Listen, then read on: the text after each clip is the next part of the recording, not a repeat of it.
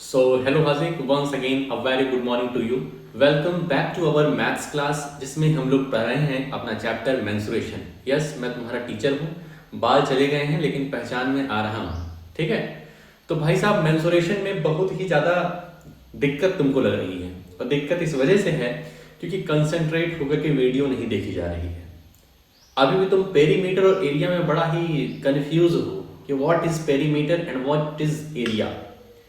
तो बात को समझो भाई साहब, पेरीमीटर होता है कि कोई ऑब्जेक्ट के चारों तरफ की कितनी डिस्टेंस है। कोई भी ऑब्जेक्ट है उसके चारों तरफ तुम घूम लो, वो है पेरीमीटर।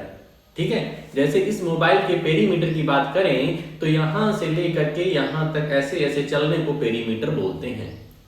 लेकिन अगर एरिया की बात करेंगे तो एरिया का मतलब होता है कि ये हमारा मोबाइल कितना स्पेस ऑक्युपाई किया है। इस मोबाइल को यदि हम अपने हथेली पर रखते हैं तो हम देख रहे हैं कि ये हमारे हथेली को ऑक्युपाई कर लिया है। तो जितना स्पेस मोबाइल ऑक्युपाई करेगा वो उसका एरिया होता है। पेरीमीटर मतलब होता है कि चारों तरफ का मेजरमेंट, किसी भी फिगर का, किसी भी शेप का चारों तरफ का मेजरमेंट हमारा होता है पेरीमीटर, और वो ऑब्जेक्ट कितना स्पेस ऑक्युपाई किया है ये होता है उसका एरिया। ठीक है, चलते हैं देखते हैं तुम्हें जो क्वेश्चन में इतनी सारी दिक्कतें हैं, परेशानियां हैं। कल क्वेश्चन सॉल्व किए तो फर्स्ट सेकंड करे, उसके बाद फिर क्वेश्चन नहीं कर पाए तो देखते हैं क्या सचमुच इतना कठिन है या आसान है तुम उसे इतना टफ बना रहे हो। ठीक है, तो चलते हैं फुल कंसंट्रेशन के साथ वीडियो में आ जाइए भाई साहब और चीजों को समझते हैं, हर एक क्वेश्चन को अच्छी तरीके से यहाँ पर क्लियर करते हैं। चलो भाई, तो इस तरीके से इसको कर लेते हैं डाउन और आ जाते हैं अपने एनसीईआरटी पर। एनसीईआरटी की बात करें यदि अगर हम,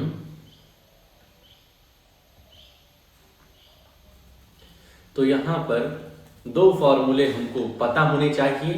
पहला फॉर्मूला है एरिया ऑफ रेक्टेंगल,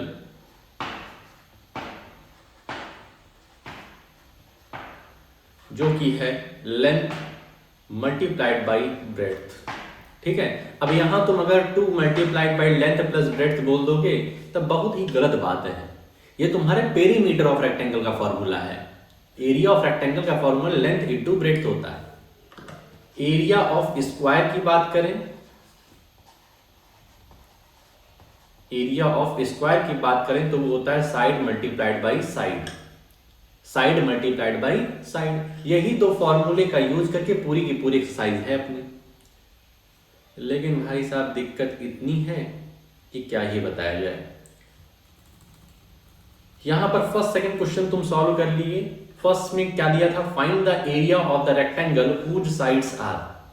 रेक्टेंगल के तुमको लेंथ और ब्रेड्थ दिया है, लेंथ और ब्रेड्थ, लेंथ और ब्रेड्थ, लेंथ और ब्रेड्थ दिया हुआ है और कह रहा है कि हमें बताओ एरिया क्या होगा। एरिया क्या होगा तो length multiplied by breadth. Find the area of the square whose sides are, तो यहाँ 10 सेंटीमीटर दिया गया है। अब स्क्वायर की सभी साइड्स इक्वल होती हैं तो 10 multiplied by 10, 14 multiplied by 14, 5 multiplied by 5। Third question पे आते हैं। इसमें दिक्कत हो गई, यहां पर तुम इसको यही नहीं, क्या कह रहा है देखो, क्वेश्चन को समझो पहले। दिया हुआ है the length and breadth of 3 rectangles are as given below. The length and breadth of 3 rectangles are as given below. पहले रेक्टेंगल की लेंथ ब्रेड्थ दिया गया है, दूसरे की दिया गया है, तीसरे की दिया गया है। कह रहा है which one has the largest area and which one has the smallest. In 3 rectangle में सबसे ज्यादा एरिया किसका है और सबसे कम एरिया किसका है। तो भाई साहब एरिया ऑफ रेक्टेंगल का फॉर्मूला तुमको मालूम है, लेंथ मल्टीप्लाइड बाय ब्रेड्थ, तो तीनों में अप्लाई करो और तीनों में जिसका सबसे ज्यादा आएगा वो हो जाएगा हमारा लार्जेस्ट एरिया वाला रेक्टेंगल, जिसका कम आएगा वो स्मॉलेस्ट एरिया वाला रेक्टेंगल। इतना सिंपल क्वेश्चन है। ठीक है, इतने सिंपल क्वेश्चन है लेकिन कर नहीं पाए भाई साहब, ये बड़ी गलत बात है। यहां देखो इस क्वेश्चन को अब सॉल्व कराएं, जब तुम करोगे नहीं तो फिर कराना पड़ेगा ही हमें एक एक क्वेश्चन को। देखो क्वेश्चन नंबर 3 अपना सॉल्यूशन। पहला, यदि फर्स्ट देखें, फर्स्ट रेक्टेंगल का एरिया हमें निकालना है तो यहां पे लिखेंगे area of first rectangle is equal to length multiplied by breadth is equal to 9 multiplied by 6 equal to 54 square, sorry 54 metre square, 54 metre square. ये अपना फर्स्ट आ गया। बी का देखें, area of second rectangle is equal to length multiplied by breadth, 17 multiplied by 3, 51 metre square. Second वाले का अपना area आ गया 51 मीटर स्क्वायर। थर्ड का area of third rectangle is equal to length multiplied by breadth, इसको 4 multiplied by 14 और ये हो गया 56 मीटर स्क्वायर, 56 मीटर स्क्वायर। ठीक है, 56 मीटर स्क्वायर। अब इन तीनों में से क्या तुमको ये नजर नहीं आ रहा है, इन तीनों में से ए बी सी में नजर नहीं आ रहा है कि सी वाले का सबसे ज्यादा एरिया है और बी वाले का सबसे कम एरिया है? हम यहां पे लिख देंगे therefore third rectangle has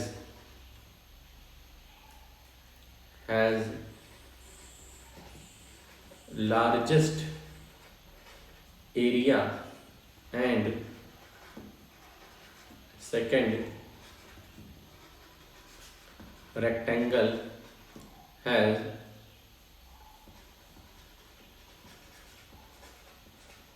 smallest area. Third वाले के पास सबसे ज्यादा एरिया है और सेकंड वाले के पास सबसे कम एरिया है। थर्ड क्वेश्चन हो गया अपना। Fourth question, the area of rectangular garden 50 metre long is 300 square metre. कह रहे हैं भाई सब बहुत ध्यान सुनो, एक हमारे पास रेक्टेंगुलर गार्डन है, एक हमारे पास रेक्टेंगुलर गार्डन है जो कि 50 मीटर लॉन्ग है, जो कि 50 मीटर लॉन्ग है और इसका पूरे का पूरा एरिया, इस रेक्टेंगल गार्डन का पूरा एरिया हमको दिया है 300 square metre. 300 square metre area दिया गया है। Find the width of the garden, इसकी विड्थ कह रहा है निकालने के लिए, इसकी हमको ब्रेथ कह रहा है निकाल दो। ठीक है, तो एरिया ऑफ रेक्टेंगल दिया हुआ है, एरिया ऑफ रेक्टेंगल तुमको गिवन है। कितना गिवन है? 300 स्क्वायर मीटर या मीटर स्क्वायर लिख दें। एरिया ऑफ रेक्टेंगल हमको गिवन है और क्या गिवन है? Length of rectangle, length of rectangle भी गिवन है जो कि कितनी है? 50 मीटर, जो कि कितनी है? 50 मीटर। ठीक है, अब बात करें यहां पर हम लिखें therefore area of rectangle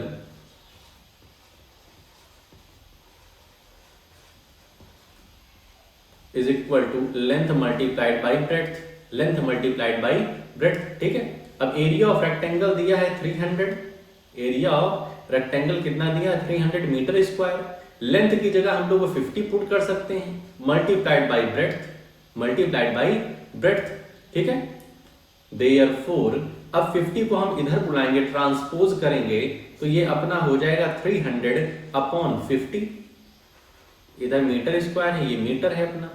300 metre square upon 50 metre is equal to breadth. इसको तुम कैंसिल करोगे तो 56 जा 300, एक मीटर से एक मीटर कैंसिल हो जाएगा तो ब्रेड्थ हमारी आ जाएगी 6 मीटर।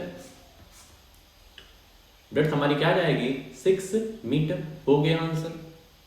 एरिया ऑफ रेक्टेंगल दिया हुआ, इस तरीके से एग्जांपल भी सॉल्व किए हम लोग। एरिया ऑफ रेक्टेंगल दिया हुआ है, लेंथ ऑफ रेक्टेंगल दिया हुआ है, ब्रेड्थ पूछ रहा है, तो इस तरीके से हम लोग निकाल देंगे। आते हैं फिफ्थ क्वेश्चन पे। सब एक जैसे ही क्वेश्चन है, थोड़ा थोड़ा डिफर है। What is the cost of tiling a rectangular plot? एक हमारे पास रेक्टेंगुलर प्लॉट है और इस पर हमको टाइल लगवानी है जो कि 500 मीटर 500 मीटर लॉन्ग है और 200 मीटर वाइड है, और इसमें जो टाइलिंग करनी है वो हमको ₹8 पर 100 स्क्वायर मीटर, मतलब 100 स्क्वायर मीटर पर हमको 8 रुपए खर्च हो रहे हैं। 100 स्क्वायर मीटर पर हमारे 8 रुपए खर्च कर रहे हैं। तो इस इतने एरिया में यदि हमें टाइल लगवानी है, इतने एरिया, इस रेक्टेंगुलर एरिया में हमें टाइल लगवानी है, तो हमारा कितना पैसा खर्च होगा? समझ में बात आई? ये जो रेक्टेंगुलर प्लॉट है वो 500 मीटर लॉन्ग है, 200 मीटर वाइड है। हमको इसके अंदर टाइल लगवानी है। इसके अंदर क्या लगवानी है? टाइल लगवानी है इस तरीके से,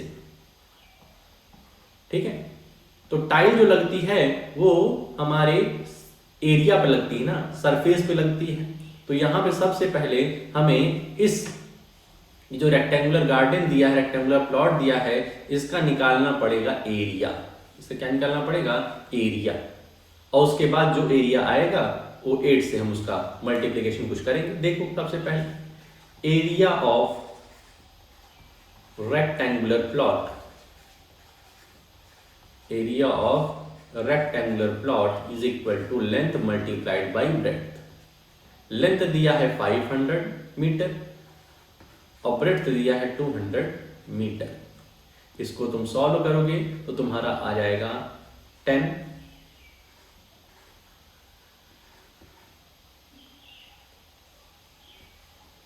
1,00,000 मीटर स्क्वायर। 1,00,000 मीटर स्क्वायर, ये अपना क्या आ गया? एरिया ऑफ रेक्टेंगुलर प्लॉट आ गया। ठीक है, इतनी बात क्लियर हुई। अब कह रहा है कॉस्ट कितनी पड़ रही है? तो cost of tiling, cost of tiling of 1 metre square, एक मीटर स्क्वायर पर, सॉरी 100 मीटर स्क्वायर पर कितना रुपये लग रहा है? 8 रुपये लग रहा है। 100 मीटर स्क्वायर पर 8 रुपीज लग रहा है। तो 1,00,000 मीटर स्क्वायर पर निकालेंगे कैसे? तो सबसे पहले निकालेंगे 1 मीटर स्क्वायर का cost of tiling, cost of tiling of 1 metre square. तो 1 मीटर स्क्वायर का निकालेंगे तो 8/100, 8/100, ठीक है, rupee. Therefore, cost of tiling 1,00,000 metre square, cost of tiling of 1,00,000 metre square is equal to 8/100 multiplied by 1,00,000। 1,00,000, ये 2 zero से ये 2 जीरो कैंसिल हो गया, हमारा कितना आया? 8,000 रुपीज। 8,000 रुपीज। अब बताओ ये कठिन है? ये क्वेश्चन क्या टफ है? क्या तुमसे नहीं हो सकता था ये? इस तरीके से सवाल कभी लगाए नहीं हो? लगाए हो ना? सबसे पहले हमको रेक्टेंगुलर प्लॉट का एरिया निकालना था। उसके बाद 100 मीटर स्क्वायर की कॉस्ट हमको दी गई है 8 रुपए। तो 1 मीटर स्क्वायर की 8/100 होगी। तो 1,00,000 मीटर स्क्वायर की 8/100 मल्टीप्लाइड बाई 1,00,000, आंसर आ गया 8,000 रुपीज। तो हमको 8,000 रुपए खर्च करने पड़ेंगे इस रेक्टेंगुलर प्लॉट में टाइल लगवाने के लिए। आगे आते हैं। A table top measures 2 metre by 1 metre 50 centimetre. एक टेबल का टॉप है, एक तुम्हारे टेबल का टॉप है जो कि 2 मीटर लंबा है और 1 मीटर 50 सेंटीमीटर चौड़ा है। ठीक है, ये तुम्हारा टेबल का टॉप है, मतलब जो मेज का ऊपरी हिस्सा होता है। What is the area in square metre? What is the area in square metre, मतलब हमारा जो एरिया निकालना है वो हमको मीटर में निकालना है। एरिया हमको किस में निकालना है? मीटर में। यहां पर हम देख रहे हैं लेंथ तो हमारा मीटर में दिया गया है, लेकिन ब्रेड्थ हमारी मीटर सेंटीमीटर दोनों में दी गई है। और क्वेश्चन में कह रहा है कि हमें आंसर स्क्वायर मीटर में चाहिए, तो इस सेंटीमीटर को पहले मीटर में बदल लेंगे। इस तरीके से भी क्वेश्चन हम करवाए हैं। लेंथ कितनी दे दी गई है? Length 2 metre, breadth 1 metre 50 centimetre. इसको चेंज करेंगे तो ये आ जाएगा 1.50 मीटर, 1.50 मीटर। अब हो गया।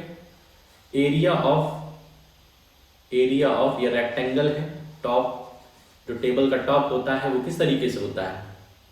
अपना रेक्टेंगल के शेप में होता है, तो इसको मल्टीप्लाई कर देंगे, length into breadth, 2 multiplied by 1.50। इसको सॉल्व करेंगे। इसको यदि हम सॉल्व करेंगे तो 2 0 0, 2 5 10, 2 1 2 1 3। ठीक है, अपना आंसर क्या आ जाएगा? 3 मीटर स्क्वायर। पॉइंट के बाद जितने जीरो हैं वो कैंसिल आउट हो जाते हैं, तो 3 मीटर स्क्वायर अपना आंसर आ गया। बताइए, हो गया? टफ है? इस सब एग्जाम्पल करवा चुके हैं भाई साहब।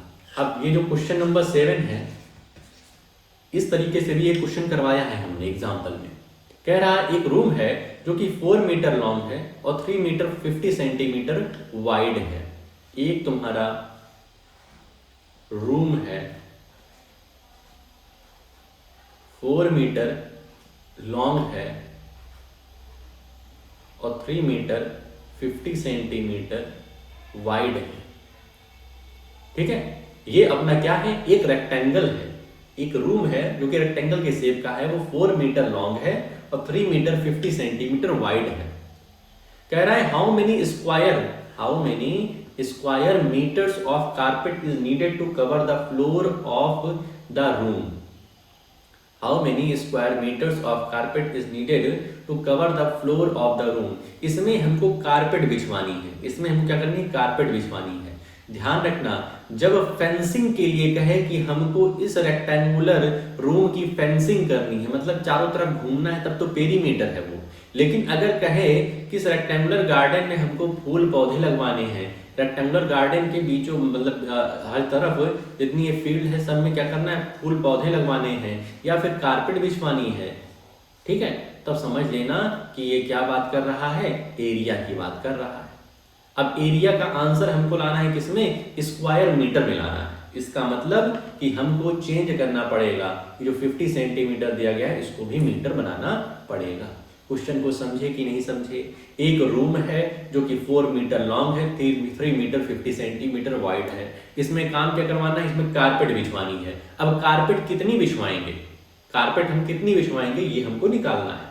तो कारपेट का आंसर हमें स्क्वायर मीटर में देना है। तो यहां पे सबसे पहले इस तरीके से लिख लेते हैं, length is equal to 4 metre, breadth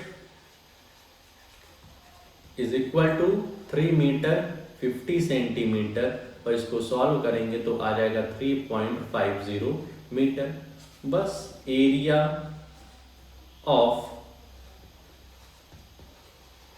rectangle is equal to length into breadth, length 4, breadth 3.50। इसको सॉल्व करेंगे तो अपना आ जाएगा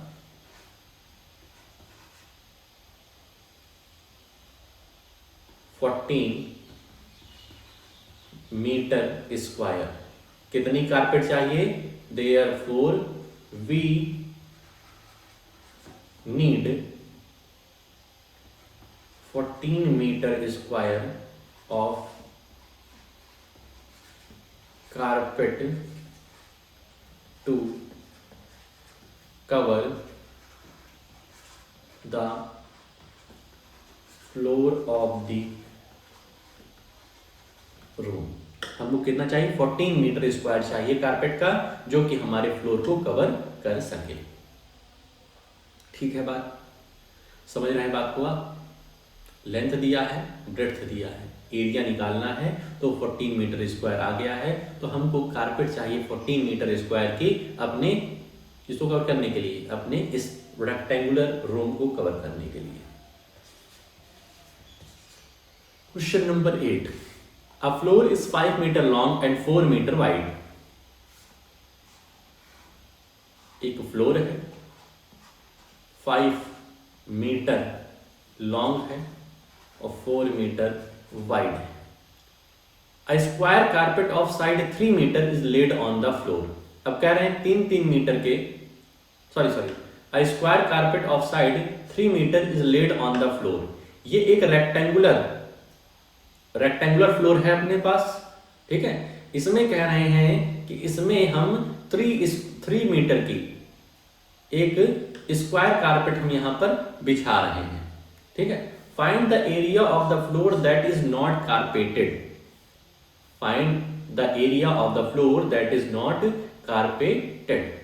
मतलब की बात क्या है, ध्यान से समझो। 4 metre by 5 metre, 4 metre by 5 metre का हमारा एक रूम है, एक फ्लोर है, और इस पर हम क्या कर रहे हैं, एक स्क्वायर कारपेट बिछा रहे हैं जिसकी लेंथ कितनी है, 3 मीटर। जिसकी लेंथ कितनी है, 3 metre.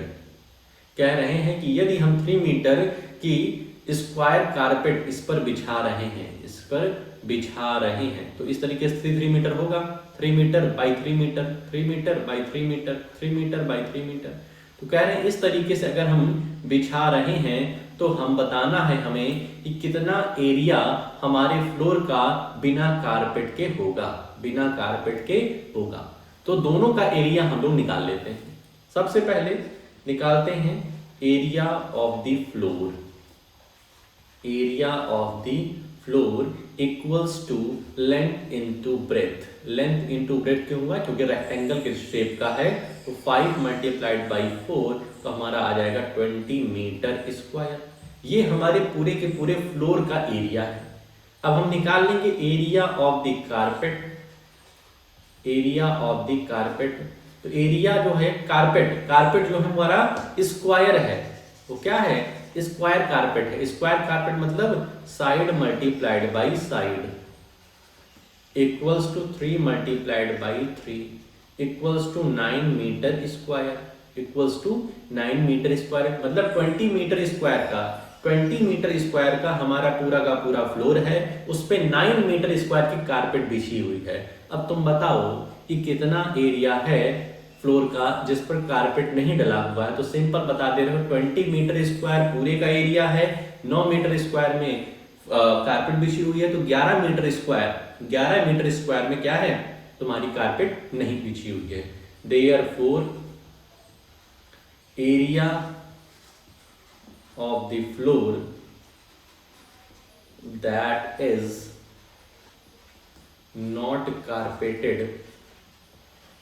not carpeted is equal to area of the floor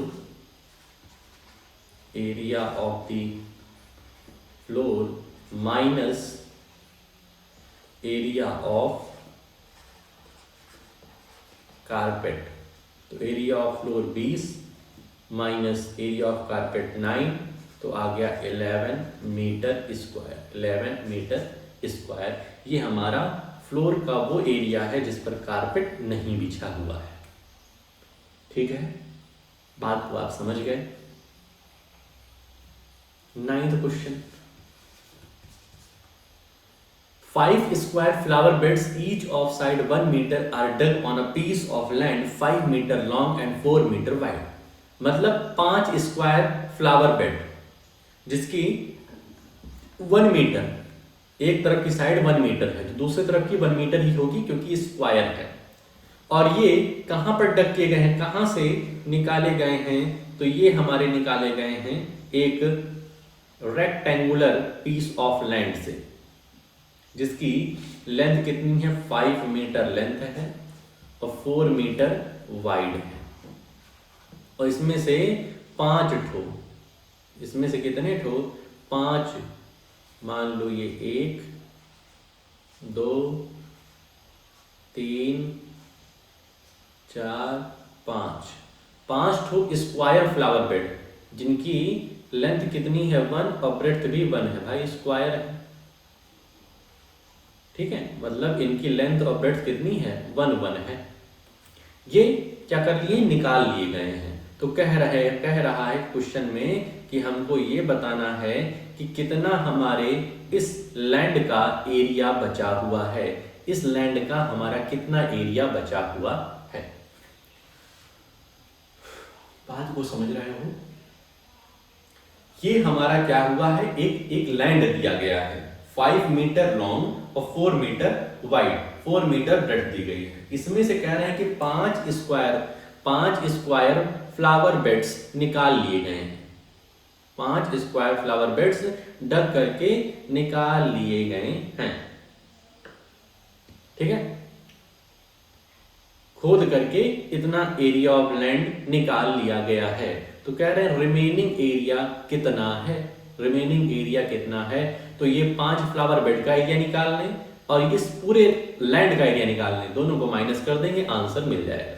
सबसे पहले हम लोग निकालेंगे area of rectangle, area of rectangular land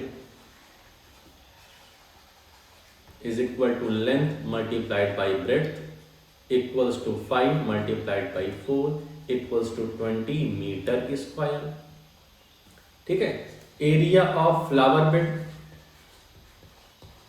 area of flower bed equals to 5 multiplied by side multiplied by side, जो कि 5 ठो स्क्वायर, एक नहीं, एक का तो फॉर्मूला होता है साइड मल्टीप्लाइड बाई साइड, लेकिन ये 5 ठो हैं। तो हम क्या करेंगे, 5 साइड कितनी है स्क्वायर की, 1 मल्टीप्लाइड बाई 1, तो 5 मीटर स्क्वायर। 5 मीटर स्क्वायर हमारा क्या हो गया, फ्लावर बेड का एरिया आ गया। अब तुमसे पूछा है कितने एरिया हैं, कितना एरिया है जो कि रिमेनिंग है, जहां पर फ्लावर बेड्स नहीं डग किए गए हैं। तो यहां पर लिख देंगे area of remaining land is equal to area of land minus area of flower bed is equal to area of land कितना है 20 और फ्लावर बेड का एरिया 5, तो अपना आ गया 15 मीटर स्क्वायर। तो रिमेनिंग लैंड जो है वो 15 मीटर स्क्वायर की है। बात को समझ गए, क्वेश्चन को समझा करो, क्वेश्चन में दिया क्या गया है, पूछा क्या है। अब एरिया पूछ रहा है, तुम पेरीमीटर निकाल के दे दोगे तो तुमको एकदम झंडू समझेगा कि ये लड़का एकदम कुछ समझता ही नहीं है। आते हैं अगले क्वेश्चन पे, question number 10। By splitting the following figures into rectangles find there areas. कह रहे हैं ये जो फिगर दिया गया है इनको स्प्लिट करो, इनको क्या करो, स्प्लिट करो और बताओ कि स्प्लिट करो। ये फिगर जैसे दिया है इसका एरिया निकालने। तो अब एरिया का दो फॉर्मूला हमको मालूम है, एक एरिया ऑफ रेक्टेंगल जो लेंथ इनटू ब्रेड्थ होता है, और एक एरिया ऑफ स्क्वायर जो कि साइड मल्टीप्लाइड बाय साइड होता है। यही दो फॉर्मूले हमको पता है और कह रहा है इन दो फिगर्स का एरिया निकालो, तो वो किस तरीके से निकलेगा। तो इनमें हमको कुछ कंस्ट्रक्शन करना पड़ेगा। तो सबसे पहले हम देख रहे हैं कि ये वाला फिगर अगर फर्स्ट इसको देखो तो इसमें 1 2 3 साइड्स दी गई। इधर का कुछ यदि हम ड्रॉ कर देते हैं तो ये हमारी 4th साइड बन जाएगी। तो कुछ इस तरीके से और इस तरीके से हम बना देते हैं।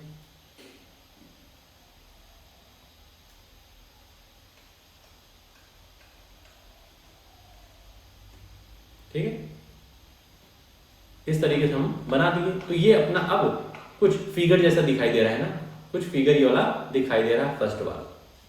इसमें यदि हम देखेंगे ये कितना सेंटीमीटर होगा, ये वाला पोर्शन। तो देखो यहां से, बहुत ध्यान से देखो, यहां से यहां तक की डिस्टेंस 3 दी गई है और इसी के सामने वाली साइड्स यहां से यहां तक की डिस्टेंस 4 दी गई है। ठीक है, होना क्या चाहिए, इक्वल होना चाहिए। तो ये कितना होगा, ये 1 होगा, ये अपना कितना होगा 1। ठीक है, समझो बात को। फिर अब ये जो एक्स्ट्रा ड्रॉ किया है इसकी लेंथ कितनी होगी, इसकी लेंथ निकालने के लिए कहा जाए तो देखोगे ये 3 दिया गया है, इसके अपोजिट साइड ये 3 दिया गया है और इसके अपोजिट, ये 3 के अपोजिट जो है वो 2 ही दिया गया है। तो मतलब ये यहां पर 1 होगा, 2 + 1 टोटल 3 हो जाएगा। बात समझ में आई।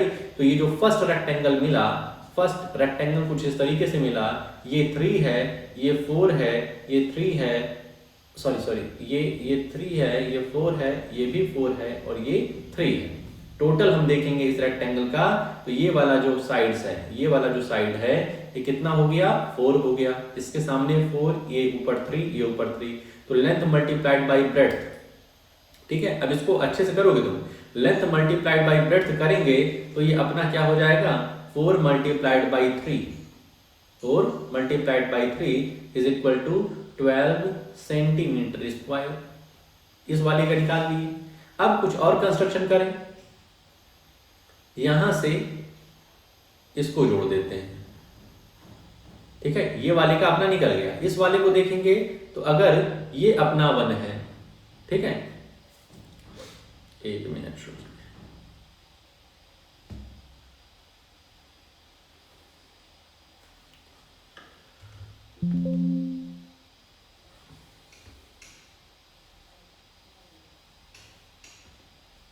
रुकिए,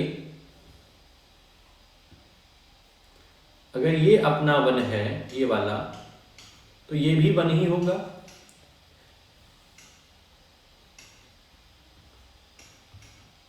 ये भी 1 ही होगा क्योंकि सामने की साइड है, और ये 2 है तो ये भी 2 होगा।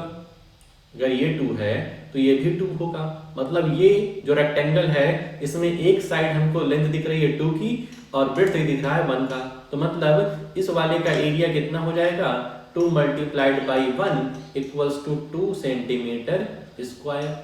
समझ रहे हो बात को? अब बचा ये वाला पोर्शन, तो इसमें भी कुछ गणित लगानी है। इसमें हम क्या करें, यहां से इसको ऐसे कर दें तो एक रेक्टेंगल ये मिल जाएगा, एक रेक्टेंगल हमको ये मिल जाएगा। तो ये वाले में देखेंगे तो ये वाली तो 1 दी गई है, ये वाली साइड 1 दी गई है, इसको भी 1 हम कह सकते हैं क्योंकि अपोजिट साइड है। अब ये वाली कितनी होगी इसको हमको समझना है, तो देखो यहां से इस पॉइंट से लेकर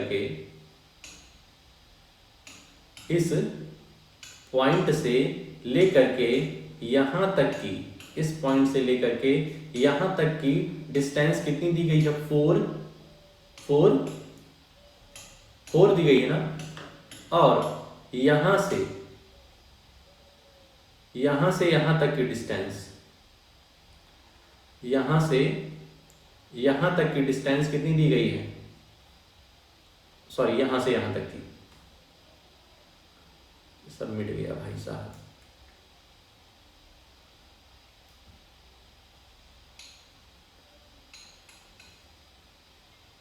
इस तरीके का फिगर बनाना। तो इसका अपना आ गया था 12, इसका आ गया था 2, इसका कितना आ गया था, इसका अपना 2 सेंटीमीटर स्क्वायर आया है, इस वाले का 12 सेंटीमीटर स्क्वायर आया है।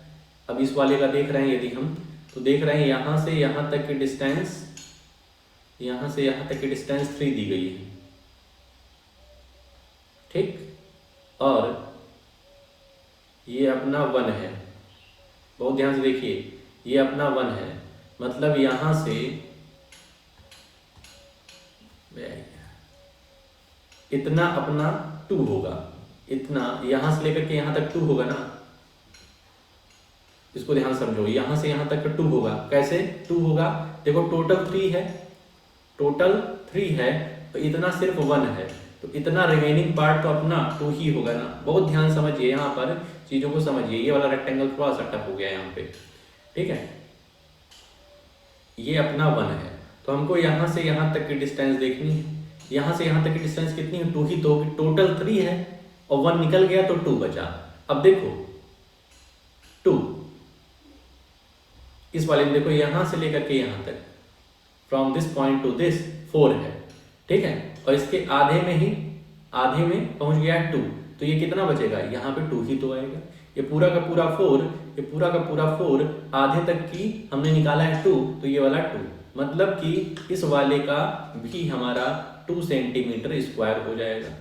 इस वाले का एरिया निकालेंगे, लेंथ इंटू ब्रेड्थ, तो 2 मल्टीप्लाइड बाई 1, 2 सेंटीमीटर स्क्वायर। अब ये वाले की बात करें तो इधर 4 दिया गया है, और इधर यहां से यहां तक की डिस्टेंस की बात करें, यहां से यहां तक की डिस्टेंस की बात करें तो देखो ये वाली 2 है और ये वाली 1 है, मतलब कुल मिलाकर के ये 3 है, यहाँ से लेकर के यहाँ तक की, तो ये भी 3 होगी।